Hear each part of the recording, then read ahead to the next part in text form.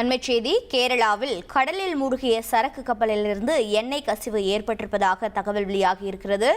கடலில் மிதந்து வரும் கண்டெய்னர்கள் ஆலப்புழா எர்ணாகுளம் பகுதியில் கரை ஒதுங்க அதிக வாய்ப்பு இருப்பதாகவும் இந்த தகவலில் குறிப்பிடப்பட்டிருக்கிறது. கப்பலில் இருந்த கண்டெய்னர்கள் மணிக்கு 1 கிலோமீட்டர் வேகத்தில் நகர்ந்து வருகிறது. விவரங்களை செய்தியாளர் சிவசபாபதி வழங்கிட கேட்கலாம். சிவசபாபதி வணக்கம். தற்போது இந்த சம்பவத்தின் மீது கேரள அரசு என்ன நடவடிக்கை மேற்கொள்ள இருக்கிறது? இதனால் ஏதேனும் பாதிப்புகள் ஏற்பட வாய்ப்பு இருக்கிறதா? விவரங்கள் என்ன? கேரள கடல் எல்லையிலிருந்து 38 நாட்டிக்கல் மைல் தொலைவுல MSC எல்சா என்ற சரக்கு கப்பல் பாத்தீங்கன்னா நேற்று 28 டிகிரி சாஞ்சிச்சு. அதை தொடர்ந்து பாத்தீங்கன்னா கேரளா, அதாவது கடலோர காவல்படை மற்றும் சிறிய விமானம் மூலம் அந்த கப்பலை நேற்று முழுவதும் கண்காணித்து வந்த நிலையில் அந்த கப்பல் பாத்தீங்கன்னா திடீர்னு சொல்லிட்டு இன்னைக்கு முழுவதுமாக மூழ்கி விட்டது.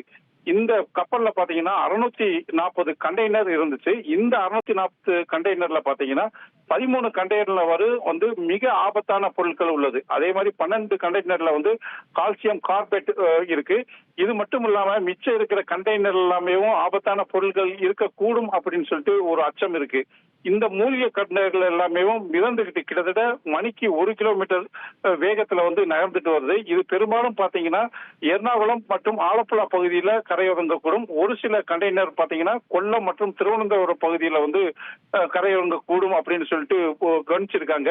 இது மட்டும் இல்லாம பாத்தீங்கன்னா கப்பலுடைய டேங்க்ல 84.44 மெட்ரிக் டன் டீசல் இருக்கு. இந்த டீசலும் பாத்தீங்கன்னா தற்பொழுது கசிய ஆரம்பிச்சிச்சு. அதனால கடல் மேற்பரப்பு முழுவதும் பாத்தீங்கன்னா டீசலினுடைய அந்த கசிவு படலங்கள் பூராமே அதிக அளவுல படர்ந்துட்டு வருது. இது எவ்வளவு தூரம் படரக்கூடும் அப்படிங்கறத கண்காணிக்கிறதுக்காக கடலோர காவல் படையினர் மற்றும் சிறிய விமானம் மூலம் தொடர்ந்து கண்காணிச்சுட்டு இருக்காங்க. இது மட்டும் இல்லாமல் கரையோரங்க அந்த கண்டெய்னர்களை யாருமே போய் தொற்ற வேண்டாம், அதை எதையும் திறந்துட வேண்டாம். உடனே கண்டெய்னரை நீங்க பாத்தீங்கன்னா நாங்க கொடுக்கப்பட்டிருக்க எண்ணுக்கு உடனே கால் செய்யுங்க அப்படின்னு சொல்லிட்டு கேரள அரசாங்கமும் கடலோர காவல் படையும் தொடர்ந்து வலியுறுத்திட்டு வராங்க.